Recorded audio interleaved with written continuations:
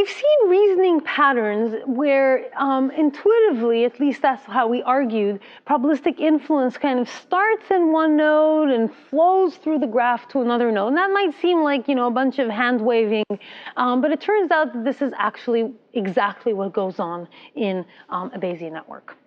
So what we're going to do now is going to make this argument much more rigorous by trying to understand exactly when one variable x can influence another variable y. And we're going to start with a case where there's no evidence going on, and we're just asking when can variable x influence y, and let's look at a few simple cases. So first, if x and y are connected, so x, say, is a parent of y, then, yep, pretty much it's pretty clear-cut that x can influence y. If y is a child of x, we already talked about evidential reasoning. We also saw, in this case, x can influence y in the sense that observing x can change my probability distribution of y. That's what I mean by influence. Influence means beliefs in y or about y. More interesting are the cases where we have indirect influence between x and y. So let's consider a case where there's an intervening variable w, and let's think about can x influence y via w. And the first case is a causal chain, for example, the one going from difficulty to letter via grade. And we've already seen that in this case, x can influence y via w in the examples that we saw. This is exactly the same idea, except that we're going evidential. And as we'll see in general, probabilistic influence is symmetrical. That is, if x can influence y, y can influence x. And so that's, so here also we have probabilistic influence y. Okay. The third is a structure that looks like this. So we have a common cause W that has two effects x and y. And again, it seems to make sense that if we observe the value of the SAT, then that changes my beliefs in the student's intelligence and subsequently my probability distribution over their grade. Okay. So the last and most interesting one is this case, which is the case of two causes that have a joint effect. This case is also called a V structure for obvious reasons, because it's shaped like a V. And in this case, remember, I haven't given you any information. The question is, if I tell you that a student took a class and the class is difficult, does that tell me anything about the student's intelligence? And the answer is no. And so this is, in this case, the one and only exception in this particular case. So now let's define this notion of active trail in the context of no evidence. So a trail, in general, is a sequence of nodes that are connected to each other by single edges in the graph. So x1 up to, actually we should make this xk, so as not to confuse with a set of variables. And the fact that these edges are undirected means that they can go in either direction. So I'm not stipulating that it goes up or down. So basically, we saw that that influence can flow from one variable to another variable in the graph. And what this definition basically says is that this influence can continue to flow. So if it flows from one variable to the next, to the next, to the next, to the next, that still defines an active trail. The only thing that blocks an active trail is a V structure, because that is the one case where we have that no influence flows, as in the example that we showed before. So this is a block in the trail. Now let's look at a more interesting case. Now we have some set of observations, which we're going to define, which we're going to denote by a set of variables z. So now we have this set of variables z, and the question is, when can x influence y given evidence about z? So the first two cases are fairly straightforward. Having evidence about z that's not related, that's not either x or y, doesn't change the ability of a variable to influence one to which it's directly connected. So here also, If X is directly connected to Y in either the causal or the evidential direction, if you tell me something about one of them, it can change my beliefs about the other. Now let's look at these 4 cases that are the cases that are the most interesting ones. That is, when can X influence Y via an intervening node W? Okay? And now there's really 2 cases. Either W is in my evidence set Z. Either it's in my evidence set Z or it's not. So let's start with a case where W is not in my evidence case, in my evidence set Z. Well, in this case, I didn't get to observe W. So I'm asking whether X can influence Y via W, and there's really no difference between this case and the previous one. That is, for example, difficulty can still influence letter via grade if grade is not observed. So here, here, and here we have exactly the same behavior as before. That is, the intermediate variable through which the influence flowed was not observed, and therefore there's no reason why observing X can't change things. Before we go down to the final case, let's contrast this for these 3 cases with a case where W is observed, W is evidence. So now let's consider, for example, this trail over here where difficulty influences the letter via grade. So this is not an edge in the Bayesian network. This is just demonstrating the flow of influence. Let me draw a double line. So now the question is, we know that observing difficulty can change my distribution in the value of the letter. But what if I tell you the grade? That is, I know the student got an A in the class. Now I'm telling you that the class is really hard. Does that change the probability distribution in the letter? No, because we already know that the student got an A. The letter only depends on the grade. And so in this case, influence can't flow through grade if grade is observed. So in this case, we have this situation. What about the evidential case? Well, we've already talked about the fact that probabilistic influence is symmetrical. So if difficulty can't influence letter where grade is observed, letter can't influence difficulty when grade is observed.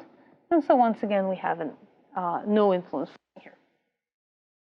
Finally, well, not finally, but the third case is the one where we have a common cause that has 2 effects. So in this case, for example, the SAT changing my beliefs in grade via intelligence. And again, we know, we've already seen examples, in fact, that the SAT can change the probability distribution in grade. But if I tell you that the student is intelligent, then there's no way for the SAT to change my probability distribution in grade. Now, I'm giving you this as sort of a high-level intuitive argument, but it's possible, and we'll actually go through an argument to demonstrate that this is really what's going on here, and that these probabilistic influences or lack thereof really do hold in a graph such as this. Okay, so let's talk about the last and most interesting case, which is the case where we have a V structure. So this is this case over here. X, so for example, can difficulty influence intelligence via grade? And if grade is observed, this is exactly the case that we've seen before. This is the case of intercausal reasoning, or that we demonstrated earlier. So in this case, if W is in Z, actually we're in the case where influence can flow. So this case is working in exactly the opposite to the previous 3 cases. Now we have one tricky thing left, which is what happens if W is not in Z. Now, the naive conclusion might be to say, well, you know, if W is not observed, then it's exactly the same as before, and influence can't flow, so I'm tempted to put an X right over here. Except that this is not quite right, because what happens if I don't observe grade, but I actually observe letter? I don't observe the grade directly, but I observe something that gives me a strong indication of what value the grade took. In this case, this too activates the V structure. That is, it gives me evidence that needs to be explained. I can explain it via difficulty or via intelligence. And so at that point, it establishes the connection, the correlation between them, so that observing one does influence the other. And so this one is not actually quite right. What you'd actually like to say is that if W, so this is X, if W and all of its descendants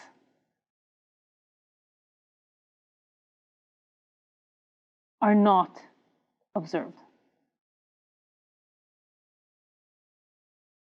Or conversely, that this influence can flow either if W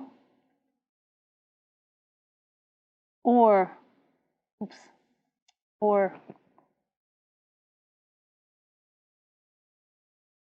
one of its descendants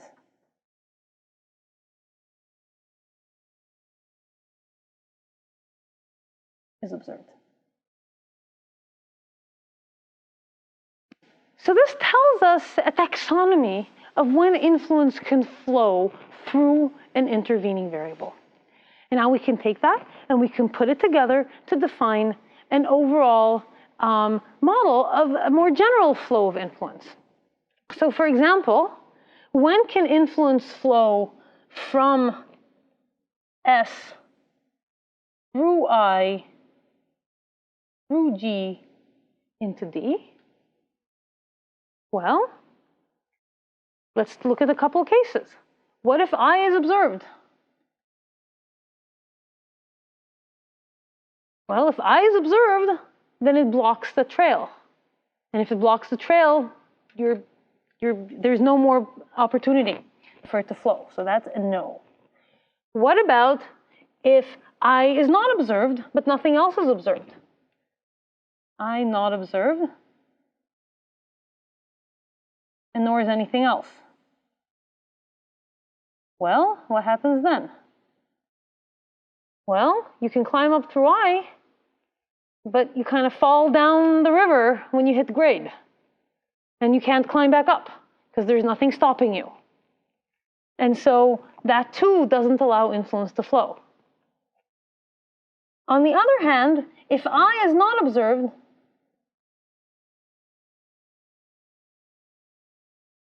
and G is observed,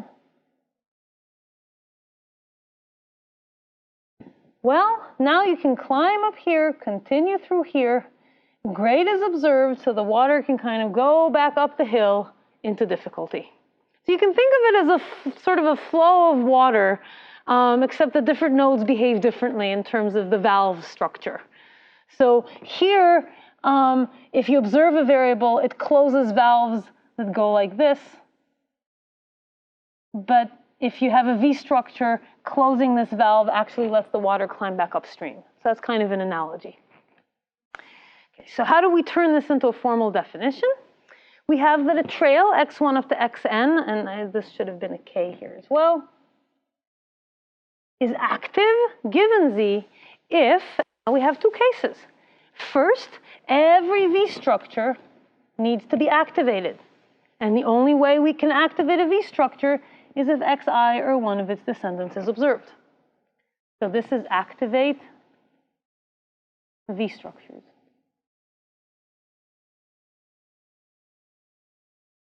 Now, all the other valves have to be open. So no other xi's that are not in V structures, so xi not in, whereby V, not in V structures, I mean not at the sort of the nexus, the bottom of the V in the V structure. No other xi can be observed. And that's the definition of an active trail. And basically what we have is that influence can flow in the network through active trails.